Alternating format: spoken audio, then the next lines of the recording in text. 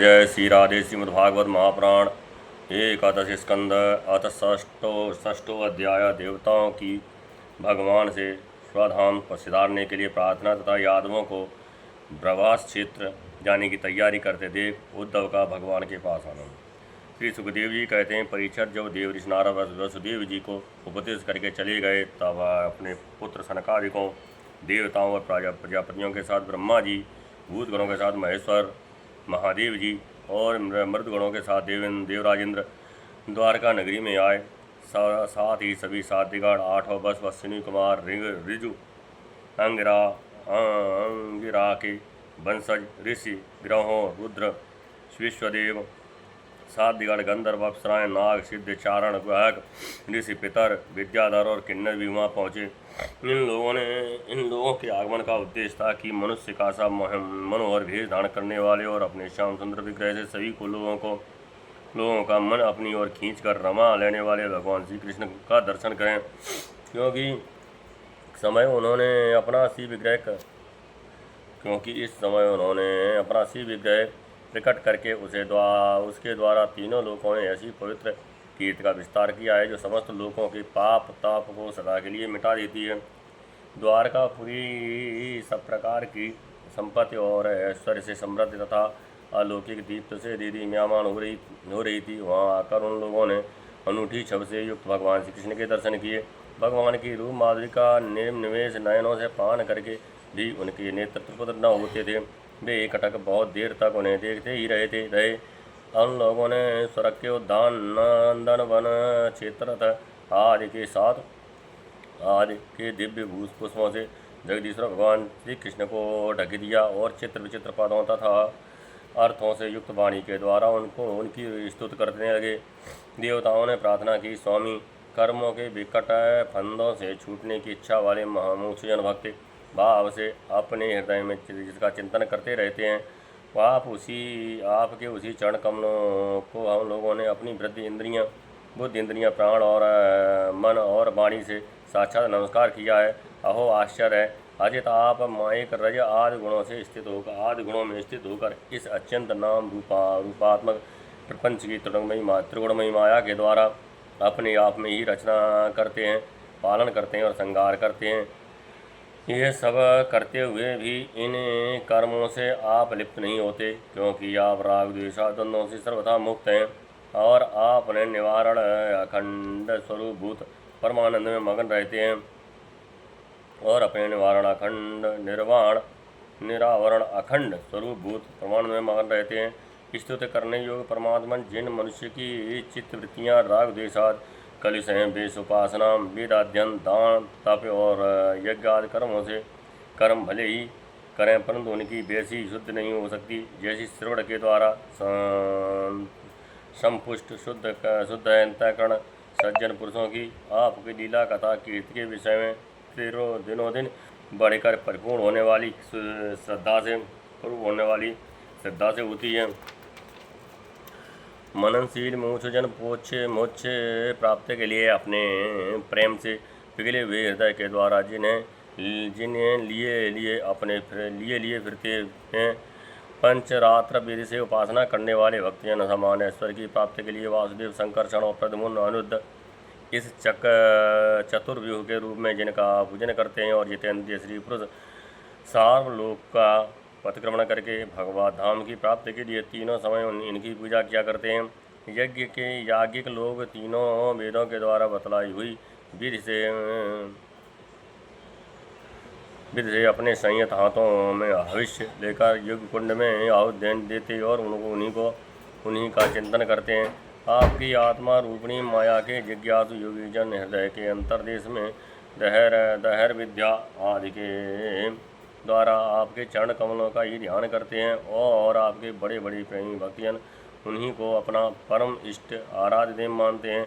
प्रभु, आपके वे ही चरण कमल हमारी समस्त अशुभ वासनाओं को, विषय वासनाओं को भस्म करने के लिए अग्नि स्वरूप हो वे अग्नि के समान हमारे पाप तपों को भस्म कर देते हैं। प्रभु, ये भगवती लक्ष्मी आपके बच्चे स्थल पर मुरझाई हुई बासी बानवाला से भी सौत की तरह स्पर्धा रखती हैं, फिर भी आप उनकी परवाह न कर भक्तों के द्वारा इस बासी माला से भी की हुई पूजा भी प्रेम से स्वीकार करते हैं। ऐसे भक्त वत्सल प्रभु के चरण कमल सर्वदा हमारी विषय वासनाओं को जलाने वाले अग्नि स्वरूप हैं।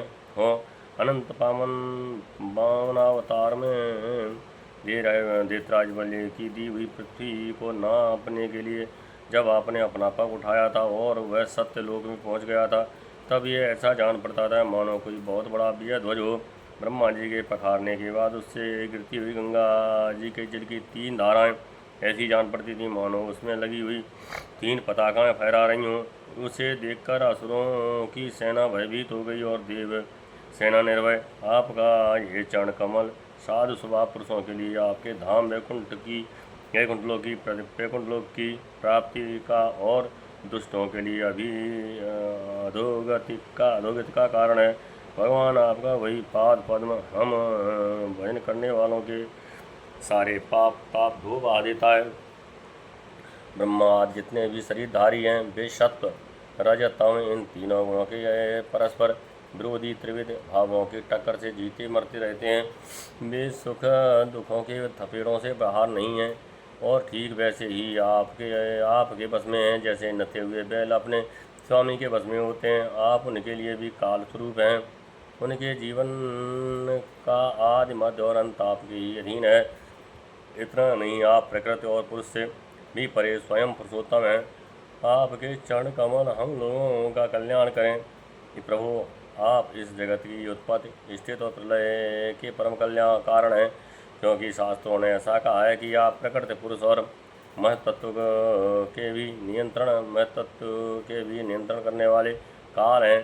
शीत ग्रीष्म और वर्षा काल रूप तीनों नदियों वाले संवत्सर के रूप में सबको क्षय की ओर ले जाने वाले काल आप ही हैं। आप ही गत्यवाद और गंभीर है। आप स्वयं पुरुषोत्तम हैं। ये पुरुष आपसे भक्ति प्राप्त करके और अभोग वीर हो जाता है और फिर माया के साथ संयुक्त होकर विश्व के महतत्व रूप गर्भ का स्थापन करता है। इसके बाद वह महतत्व निरुद्रमयी माया का अनुसरण करके पृथ्वी जगल तेज वायु आकाश अहंकार और मन रूप 7 आवरणों परतों वाले इस सुवर्ण वर्ण ब्रह्मांड की रचना करता है। इसलिए ऋषिकेश आप समस्त चराचर जगत के अधीश्वर हैं। यही कारण है कि माया की गुण विषमता के कारण बनने वाले विभिन्न पदार्थों का उपयोग करते हुए भी आप उनसे लिप्त नहीं होते। यह केवल आपकी ही बात है। आपके अतिरिक्त दूसरे तो स्वयं उनका त्याग करके भी उन विषयों से डरते रहते हैं। 16,000 से अधिक रानियाँ आपके साथ रहती हैं। वे सब अपनी मंद मंद मुस्कान और तिरछे चितवन से युक्त मनोहर भावों के इशारों से और सुरतालापों से प्रौढ़ समूह काम बाण चलाती हैं और काम काला की रीतियों से आपका मन आकर्षित करना चाहती हैं, परंतु फिर भी वे अपने परिपुष्ट बाणों से आपका मन तनिक भी न डिगा सकीं। वे असफल हो रही हैं। आपने त्रिलोकी की पाप राशि को धो बहाने के लिए 2 प्रकार की पवित्र नदियाँ बहा रखी हैं। एक तो आपकी अमृतमयी लीला से भरी कथा नदी और दूसरी आपके पाद प्रक्षालन के जल से भरी गंगा जी। अतः सत्संग से भी विवेकीजन कानों के द्वारा आपकी कथा नदी में और शरीर के द्वारा गंगा जी में गोता लगाकर दोनों ही तीर्थों का सेवन करते हैं और अपने पाप ताप मिटा देते हैं। श्री सुखदेव जी कहते हैं, परीक्षित समस्त देवताओं और भगवान शंकर के साथ ब्रह्मा जी ने इस प्रकार भगवान की स्तुति की। इसके बाद वे प्रणाम करके अपने धाम में जाने के लिए आकाश में स्थित होकर भगवान से इस प्रकार कहने लगे। ब्रह्मा जी ने कहा, सर्वात्मन प्रभु, पहले हम लोगों ने आपसे अवतार लेकर पृथ्वी का भार उतारने के लिए प्रार्थना की थी, सो वह काम आपने हमारी प्रार्थना के अनुसार ही यथोचित रूप से पूरा कर दिया। आपने सत्यपरायण साधु पुरुषों के कल्याणार्थ धर्म की स्थापना भी कर दी और 10 दिशाओं में ऐसी कीर्ति फैला दी जिसे सुन सुनाकर सब लोग अपने मन का मैल मिटा देते हैं। आपने ये सर्वोत्तम रूप धारण करके यदुवंश में अवतार लिया और जगत के हित के लिए उदारता और पराक्रम से भरी अनेकों लीलाएं की। प्रभु, कलयुग में जो साधु स्वभाव मनुष्य आपकी इन लीलाओं का श्रवण कीर्तन करेंगे, वे सुगमता से ही इस अज्ञान रूप अंधकार से पार हो जाएंगे। पुरुषोत्तम सर्वशक्तिमान प्रभु, आपको यदुवंश में अवतार ग्रहण किए 125 वर्ष बीत गए हैं। सर्वाधार अब हम लोगों का ऐसा कोई काम बाकी नहीं है जिसे पूर्ण करने के लिए आपके यहाँ रहने की आवश्यकता हो। ब्राह्मणों के आपके शरण का कारण आपके कारण आपका ये कुल भी एक प्रकार से नष्ट हो ही चुका है। इसलिए वैकुंठनाथ, यदि आप उचित समझें तो अपने परम धाम में पधारिए और अपने सेवक हम लोकपालों का तथा हमारे लोगों का पालन पोषण कीजिए। श्री भगवान श्री कृष्ण ने कहा, ब्रह्मा जी, आप जैसा कहते हैं मैं पहले से ही वैसा निश्चय कर चुका हूँ। मैंने आप लोगों को सब काम पूरा करके पृथ्वी का भार उतार दिया है, परंतु अभी एक काम बाकी है। वह है कि यदुवंशी बल विक्रम वीरता शूरता और धन संपत्ति से उन्मत्त हो रहे हैं। ये सारी पृथ्वी को ग्रस लेने पर तुले हुए हैं। इन्हें मैंने ठीक वैसे ही रोक रखा है जैसे समुद्र को उसके तट की भूमि। यदि मैं घमंडी और उच्चखल यदुवंशियों का ये विशाल वंश नष्ट किए बिना ही चला जाऊंगा तो ये सब मर्यादा को उल्लंघन करके सारे लोगों का संहार कर डालेंगे।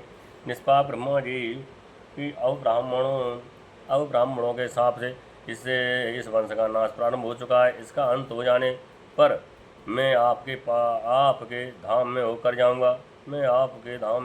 जाऊंगा। श्री सुखदेव जी कहते हैं, परीक्षित, जब अखिल लोकाधिपति भगवान श्री कृष्ण ने इस प्रकार कहा तब ब्रह्मा जी ने प्रणाम किया और देवताओं के साथ वे अपने धाम को चले गए। उनके जाते ही द्वारकापुरी में बड़े बड़े उत्पाद उठ खड़े हुए। उन्हें देखकर यदुवंश के बड़े बूढ़े भगवान श्री कृष्ण के पास गए। भगवान श्री कृष्ण उनसे ये बात कही। भगवान श्री कृष्ण ने कहा, गुरुजनों, आजकल द्वारका में जिधर देखिए उधर ही बड़े बड़े अपशकुन और उत्पात हो रहे हैं। आप लोग जानते ही हैं कि ब्राह्मणों ने हमारे वंश को ऐसा सांप दे दिया है जिसे टाल सकना बहुत ही कठिन है। मेरा ऐसा विचार है कि यदि हम लोग अपने प्राणों की रक्षा चाहते हैं तो हमें यहाँ नहीं रहना चाहिए। अब विलंब करने की आवश्यकता नहीं है। हम लोग आज ही परम पवित्र प्रभास क्षेत्र के लिए निकल पड़े। प्रभास क्षेत्र की महिमा बहुत प्रसिद्ध है। जिस समय दक्ष प्रजापति के सांप से चंद्रमा को राजक्षम रोग ने ग्रस्त लिया था, उस समय उन्होंने प्रभास क्षेत्र में जाकर स्नान किया और वे तत्क्षण उस पाप जन रोग से छूट गए। साथ ही उन्हें कलाओं की अभिवृद्धि भी प्राप्त हो गई। हम लोग भी प्रभास क्षेत्र में चलकर स्नान करेंगे, देवताओं पत्रों का तर्पण करेंगे और साथ ही अनेकों गुड़ वाले पकवान तैयार करके श्रेष्ठ ब्राह्मणों को भोजन कराएंगे। वहाँ हम लोग उन सतपात्र ब्राह्मणों को पूरी श्रद्धा से बड़ी बड़ी दान दक्षिणा देंगे और इस प्रकार उनके द्वारा अपने बड़े बड़े संकटों को वैसे ही पार कर जाएंगे जैसे कोई जहाज के द्वारा समुद्र पार कर जाए। श्री सुखदेव जी कहते हैं, कुलनंदन, जब भगवान श्री कृष्ण ने इस प्रकार आज्ञा दी तथा यदुवंशियों ने एक मत से प्रभास जाने का निश्चय कर लिया और सब अपने अपने रथ सजाने जोतने लगे। परीक्षित, उद्धव जी भगवान श्री कृष्ण के बड़े प्रेमी और सेवक थे। उन्होंने जब यदुवंशियों को यात्रा की तैयारी करते देखा, भगवान की आज्ञा सुनी और अत्यंत घोर अपशकुन देखते, तब वे जगत के एकमात्र अधिपति भगवान श्री कृष्ण के पास एकांत में गए। उनके चरणों पर अपना सिर रखकर प्रणाम किया और हाथ जोड़कर उनसे प्रार्थना करने लगे। उद्धव जी ने कहा, योगेश्वर, आप देवाधिदेवों के भी अधीश्वर हैं। आपकी लीला के श्रवण कीर्तन से जीव पवित्र हो जाता है। आप सर्वशक्तिमान परमेश्वर हैं। आप चाहते तो ब्राह्मणों के सांप को मिटा सकते थे, परंतु आपने वैसा किया नहीं। इससे मैं ये समझ गया कि अब आप यदुवंश का संहार करके इसे समेट कर अवश्य ही इस लोक का परित्याग कर देंगे। परंतु घुंघराली अलकों वाले श्याम सुंदर, मैं आधे क्षण के लिए भी आपके चरण कमलों के त्याग की बात सोच भी नहीं सकता। मेरे जीवन सर्वस्व, मेरे स्वामी, आप मुझे भी अपने धाम ले चलिए। प्यारे कृष्ण, आपकी एक एक लीला मनुष्य के लिए परम मंगलमयी और कानों के लिए अमृत स्वरूप है। जिसे एक बार उसका रस का चस्का लग जाता है, उसके मन में फिर किसी प्रकार दूसरी वस्तु के लिए लालसा ही नहीं रह जाती। प्रभु हम तो उठते बैठते सोते रह जागते घूमते फिरते आपके साथ रहे हैं। हमने आपके साथ स्नान किया, खेल खेले, भोजन किया, कहाँ तक गिनावे हमारी एक एक चेष्टा आपके साथ होती रही। आप हमारे प्रियतम हैं और तो क्या आप हमारे आत्मा ही हैं। ऐसी स्थिति में हम आपके प्रेमी भक्त आपको कैसे छोड़ सकते हैं।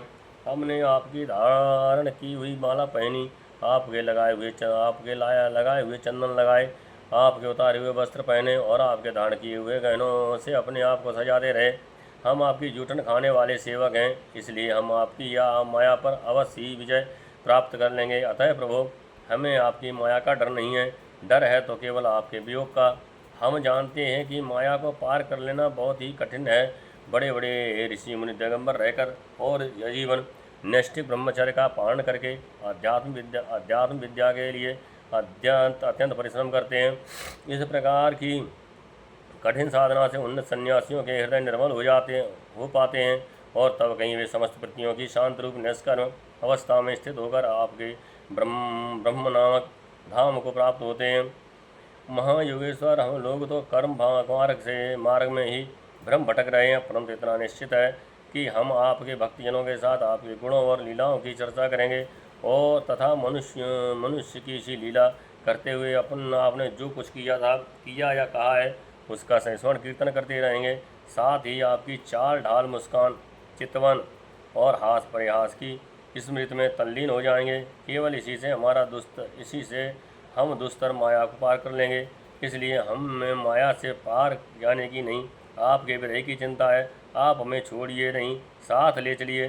श्री सुखदेव जी कहते हैं, परीक्षित, जब उद्धव जी ने देवकीनंद भगवान श्री कृष्ण से इस प्रकार प्रार्थना की, तब उन्होंने अपने अन्य प्रेमी सखा एवं शिव उद्धव जी से कहा, जय जय श्री इत श्रीमद्भागवते महापुराणे प्रवंसायां संहितायां एकादश स्कंदे षष्ठतो अध्याय।